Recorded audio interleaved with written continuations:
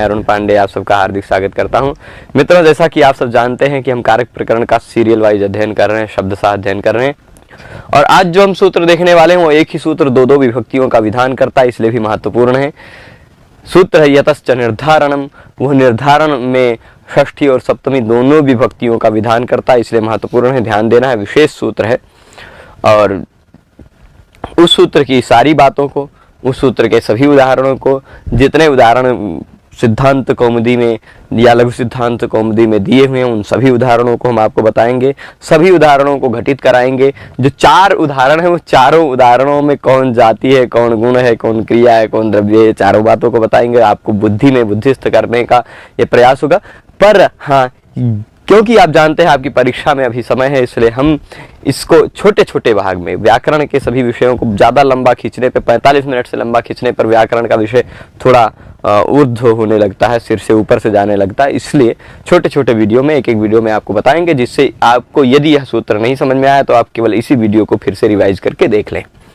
तो व्याकरण जब तक आप चिंतन नहीं करते हैं तब तक व्याकरण का विषय समझ में नहीं आता। व्याकरण के लिए आपको सूत्र है, उस सूत्र पर ध्यान देना है, वह सूत्र क्या कार्य कहता है इस पर ध्यान देना है। उस सूत्र में कितने शब्द हैं, ठीक, वह उस सूत्र में कितने शब्द हैं, वह शब्दों का क्या आपस में तालमेल है, वो शब्द आपस में मिलकर क्या कहना चाह रहे हैं, और क्या उदाहरण में वह जो कहना चाह रहे हैं वही हो रहा है कि नहीं हो रहा है, ये सारी बातें हम देखेंगे। तो सूत्र है यतश्च निर्धारणम, यतः च निर्धारणम, जहां से निर्धारण होता है। निर्धारण क्या होता है भाई, व्हाट इज निर्धारण, क्या है निर्धारण? तो यहां केवल है, इससे ऊपर षष्ठी और सप्तमी दोनों की अनुवृत्ति आती है। तो षष्ठी और सप्तमी दोनों विभक्तियों का विषय चल रहा है, यहां केवल इतना कह रहे यतश्च निर्धारणम, जहां से निर्धारण होता है। समझिएगा, यहां इससे पहले हमने जो पाठ देखा था उसमें हमने, एक मिनट, ये यतश्च निर्धारणम क्या कहेगा, वहां देखेंगे आप षष्ठी चानादरे, षष्ठी च था, है ना, वहां से च की बात, षष्ठी और सप्तमी दोनों की बात थी। यहाँ क्या कह रहे, यतश्च निर्धारणम, जहां से निर्धारण होता है वहां भी षष्ठी च और सप्तमी च, षष्ठी और सप्तमी ये दोनों विभक्तियां होती है। कहां पर? निर्धारण होने पर षष्ठी और सप्तमी होती है। निर्धारण क्या है?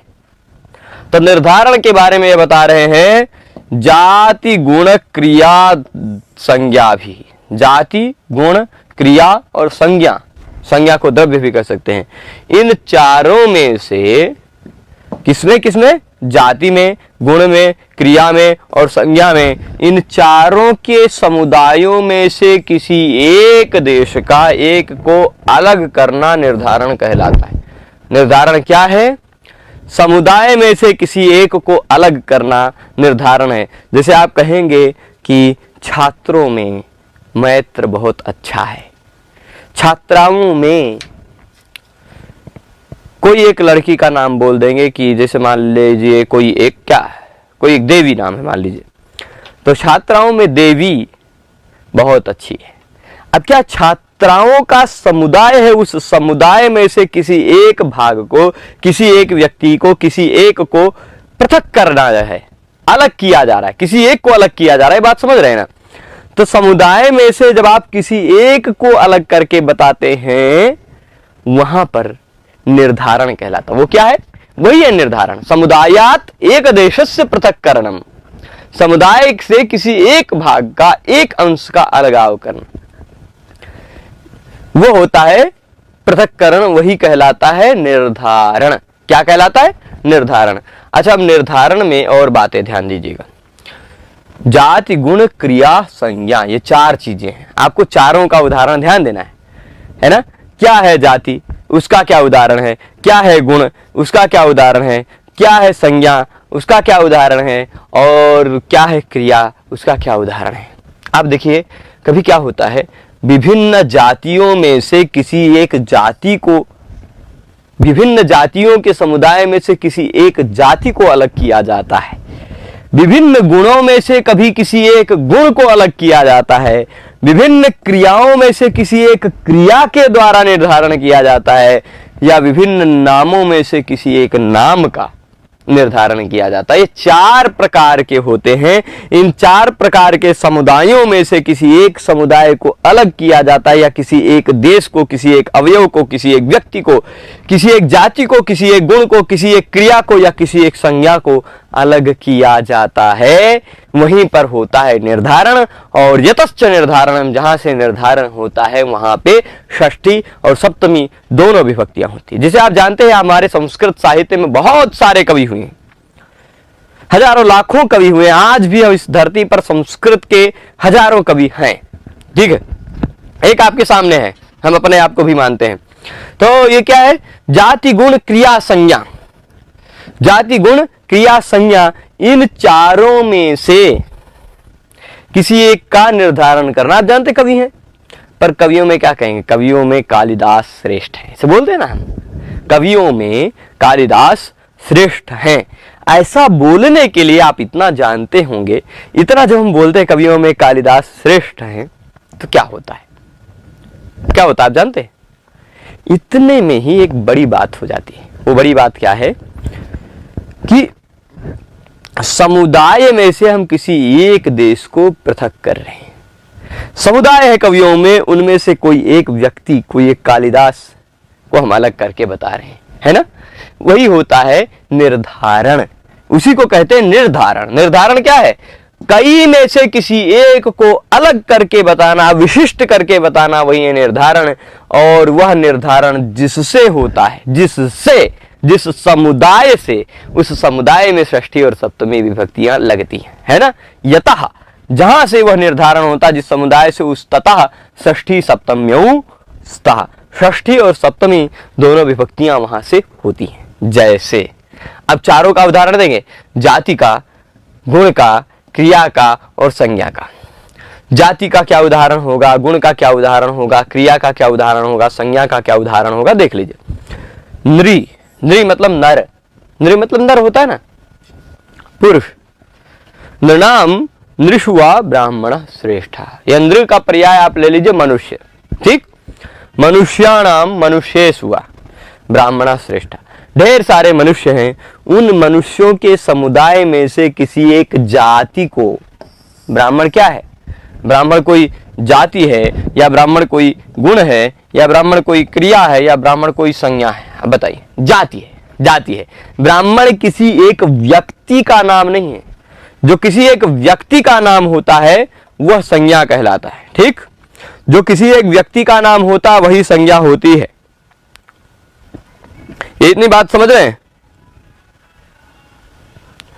तो अब देखिएगा यहां पर क्या हो जाएगा? नृणाम नृषुआ ब्राह्मण श्रेष्ठ। यहां पर आप देख लीजिए, ब्राह्मण किसी एक व्यक्ति का नाम नहीं है, इसलिए संज्ञा नहीं है। ब्राह्मण मैं भी हूं, ब्राह्मण यहां सामने बैठे कई लोग भी हैं, हो सकता है आप लोग जो भी देख रहे हैं वो भी हो, है ना? तो ब्राह्मण यह किसी एक व्यक्ति का नाम नहीं है ना? ब्राह्मण एक जाति है। ब्राह्मण श्रेष्ठा, किसी एक समुदाय में से एक जाति को पृथक किया गया, इसलिए जाति वाला उदाहरण है। आप कैसे जानेंगे नृणाम नृषुआ ब्राह्मण श्रेष्ठा किस प्रकार का उदाहरण है? कौन जाति का है, कौन गुण का है, कौन क्रिया का है, कौन द्रव्य का है? चारों सीरियल से उदाहरण दिए, पर आप पहचानिए तो ब्राह्मण एक जाति है, गुण नहीं, क्रिया नहीं, संज्ञा नहीं, है ना? द्रव्य को संज्ञा भी कह सकते हैं, संज्ञा को द्रव्य भी कह सकते हैं। तब देखिए, गवाम गोषु वा कृष्णा बहुक्षीरा। गायों में, देखिए अब यहां हम इस समुदाय में से इस एक देश, एक जाति को अलग कर रहे थे, ब्राह्मण को, इसलिए इस समुदायवाची शब्द में षष्ठी और सप्तमी दोनों विभक्तियां लगेंगी। कवि नाम कविषुआ कालिदास श्रेष्ठ। कवियों में कालिदास श्रेष्ठ हैं, ये कहते हैं ना, कवियों में कालिदास श्रेष्ठ हैं, ऐसा बोलते हैं हम। तो हम उसको दोनों ढंग से बोल सकते हैं, कवि नाम कविषुआ कालिदास श्रेष्ठ। ठीक, तो कवियों में या कालिदास श्रेष्ठ हैं। अब दोनों तरह बोल सकते हैं, षष्ठी और सप्तमी दोनों विभक्तियां लगा देंगे हम, चल जाएगा। तो नृणाम नृषुआ ब्राह्मण श्रेष्ठा दोनों हो जाएगा। आगे देखते हैं, ये तो हो गया जाति का उदाहरण। ये गवाम गोषु व कृष्णा बहुक्षीरा। गायों में काली गायें बहुत क्षीर वाली हैं, बहुत दूध देने वाली हैं। यहां देख लीजिए, ये गायों के समुदाय, गाय क्या है, गाय समुदाय, ढेर सारी गायें, हजारों गायें, लाखों प्रकार की गायें, कई प्रकार की गायें हैं। उन गायों में काली वाली गायें, जो जर्सी कहते हैं आजकल के भाषा में, काली वाली गायें बहुक्षीरा, ज्यादा दूध देने वाली होती हैं। अब देखिए, ये गायों के समुदाय में से एक को अलग किया जा रहा है, एक को अलग किया जा रहा है, किस आधार पर? काली। काली क्या है? काला एक कलर है, कलर गुण के अंतर्गत आता है, रूप, रस, गंध, स्पर्श, संख्या, परिमाण इत्यादि गुण है ना, तो उसमें रूप है। ये रूप क्या है? काला, शुक्ल, नील, कृष्ण, रक्त, हरित, कपित, कपिश, चित्र इत्यादि, ये सब क्या है? रूप है। तो रूप गुण है। काली गाय भाई, कालापन उस गाय का गुण है, उस गाय की जाति नहीं, उस गाय की क्रिया कालापन थोड़े ना है, या उस गाय की काली नाम थोड़े ना है ना। तो इसलिए वह एक गुण है। यहां गुण का हम पृथक्करण कर रहे हैं, ठीक है। किसका? कृष्ण को पृथक कर रहे हैं। यहां ब्राह्मण को अलग कर रहे हैं, वो एक जाति है। यहां कृष्णा काली गायों को अलग कर रहे हैं, वह एक गुण है, ठीक है। हो जाएगा। आगे देखिए, गच्छताम गच्छत्सुवा धावन शीघ्र, चलने वाले लोगों में दौड़ने वाला ज्यादा गतिशील है ना। गच्छन, अब चल जाए भाई, जो दौड़ रहा है वो भी तो चल ही रहा है, जो भी दौड़ रहा है उसमें भी तो गतिमत्ता है, वो भी गच्छन है ना। तो गच्छल जाने वाले लोगों में धावन शीघ्र, दौड़ने वाला शीघ्र है, दौड़ने वाला ज्यादा गतिमान है। यह बात बताई जा रही है यहां पर, आप उदाहरण से स्पष्ट समझ रहे होंगे। गच्छताम गच्छत्सु, ये षष्ठी और सप्तमी दोनों विभक्तियां लगाई गई। क्यों लगाई गई? क्योंकि ये समुदाय है, जाने वाले लोगों का समुदाय है, और समुदाय में से किसी एक देश को हम पृथक कर रहे हैं, कोई एक व्यक्ति को पृथक कर रहे हैं, किसी एक देश को। दौड़ने वाले शीघ्र है ना, जाने वाले के समुदाय में से आप दौड़ने वाले के समुदाय को अलग कर रहे हैं। दौड़ना क्या है? क्रिया है, क्रिया का निर्धारण कर रहे हैं ना एक, है ना। तो जाति का उदाहरण हमने ब्राह्मणा श्रेष्ठा ये देखा, जात समुदाय में से किसी एक को अलग करना। गुण का उदाहरण हमने कृष्ण, काली गायें ज्यादा दूध देने वाली हैं, ये देख लिया। क्रिया का उदाहरण, दौड़ना क्रिया ही है ना, जाति तो है नहीं, गुण तो है नहीं, क्रिया है। तो धावन शीघ्र, यह क्रिया का निर्धारण हो गया, उसका उदाहरण दे दिया। अब संज्ञाओं का निर्धारण यानी नाम का। छात्राणाम छात्रेषु वा मैत्र, मैत्र किसी एक छात्र का नाम है, ठीक। तो मैत्र नामक जो छात्र है, कौन सा छात्र? मैत्र नामक जो छात्र है वह सभी छात्रों में पटु है। अब देखिए, छात्र ढेर सारे हैं, छात्रों का क्या है? समुदाय है। उस समुदाय में से एक देश को, एक को अलग करके बताना, समुदाय में से यानी समूह में से एक देश को किसी एक को अलग करके बताना ही निर्धारण है। छात्रों के समूह में से हम एक मैत्र को अलग करके बता रहे हैं कि मैत्र श्रेष्ठ है, मैत्र ज्यादा पटु है, ज्यादा बुद्धिमान है। कहीं भी समुदाय में से किसी एक को अलग करके बता रहे हैं, वहां पर षष्ठी और सप्तमी दोनों विभक्ति लगती। किसमें? समुदायवाची शब्द में। छात्र समुदाय है, छात्रों में मैत्र पटु है। अब छात्रों में को छात्राणाम भी आप बोल सकते हैं, छात्रेषु भी बोल सकते हैं, षष्ठी और सप्तमी दोनों विभक्तियों का प्रयोग कर सकते हैं। पर यहां निर्धारण किसका हुआ? किसी एक व्यक्ति का, किसी एक नाम का। नाम है मैत्र, किसी एक व्यक्ति का नाम है, संज्ञा है, ठीक। तो चार प्रकार से होता है, चार प्रकार से होता है ना। जाति का निर्धारण, देखिए यतश्च निर्धारण क्या कहता है? जहां से निर्धारण हो रहा है, जिस समुदाय से किसी एक देश को पृथक करके अलग करके बताया जा रहा हो, वह कहलाता है निर्धारण। और वह जो समुदाय है, जिस समुदाय से हम किसी एक को पृथक कर रहे हैं, अलग करके बता रहे हैं, उस समुदाय से षष्ठी और सप्तमी दोनों विभक्तियां आप लगा दो, ठीक है। तो अब जैसे देख लीजिए, पृथक्करण मतलब हो गया निर्धारण, हमने देख लिया। यहाँ षष्ठी सप्तमी, ब्राह्मण एक जाति को अलग कर रहे थे, यहां हम कृष्ण एक गुण को अलग कर रहे थे, यहां धावन एक क्रिया को अलग कर रहे थे, यहां मैत्र एक व्यक्ति एक संज्ञा को अलग कर रहे हैं। समुदाय में से ब्राह्मण नृ के समुदाय में से अलग हो रहा है ना, श्रेष्ठ बताया जा रहा है। गायों में काली गायों को अलग करके बताया जा रहा है, बहुक्षीरा। जाने वाले में दौड़ने वाला शीघ्र है, या दौड़ने वाला गति, ये धावन मतलब ये दौड़ने की गति वाला हो गया, क्रिया वाला हो गया। और छात्राणाम छात्रेषु मैत्र पटु, तो ये हो गया जाति गुण क्रिया और संज्ञा। इन चारों में से किसी एक का, कौन सा किसका उदाहरण है? जाति का उदाहरण क्या है? ब्राह्मण श्रेष्ठ, ब्राह्मण जाति है ना। गुण का उदाहरण क्या है? गोशु गवाम व कृष्णा, कृष्णा काली गाय, काली गाय, काला क्या है? गुण है, कालापन उसका, है ना। फिर उसी तरह गच्छताम गच्छत्सु वा धावन, धावन दौड़ने वाला क्या है? क्रिया है, क्रिया के आधार पर निर्धारण है। यहाँ वही मोई मैत्रा पठु संज्ञा के आधार पर, नाम के आधार पर निर्धारण है। तो इस 4 प्रकार के निर्धारण होने पर जिस समुदाय से इसको हम अलग करके निर्धारण कर रहे हैं, पृथक कर रहे हैं, उस समुदाय में षष्ठी और सप्तमी दोनों विभक्ति लगती है। अतः आप देख लीजिए, ब्राह्मण को अलग किया जा रहा था निरव के समुदाय से, इसलिए उसमें षष्ठी भी लगी, सप्तमी भी लगी। किस सूत्र से लगी? यहाँ संबंध नहीं है, यहाँ अधिकरण नहीं है, यहाँ निर्धारण वाली षष्ठी सप्तमी है, ठीक है। और इसी तरह गवाम गोष्ठी ये समुदाय है, समुदाय में षष्ठी सप्तमी 2 लगी। यहां भी आप देख लीजिए, गच्छताम गच्छत्सु, यहाँ षष्ठी सप्तमी दोनों लग गई। गच्छताम धावन शीघ्र अथवा गच्छत्सु धावन शीघ्र, दोनों वाक्य बोल सकते हैं। नृणाम ब्राह्मणा श्रेष्ठा बोल सकते हैं, नृषु ब्राह्मणा श्रेष्ठा बोल सकते हैं।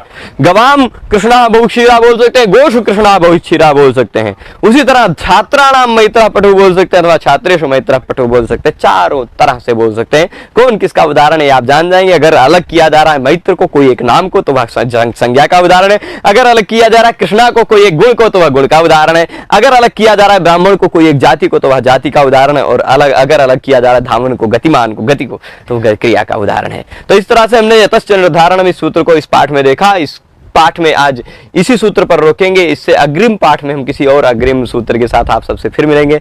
आप सभी लोग पूरे पाठ में जुड़े रहे, उसके लिए आप सभी को बहुत बहुत धन्यवाद। फिर मिलेंगे। नमः संस्कृताय।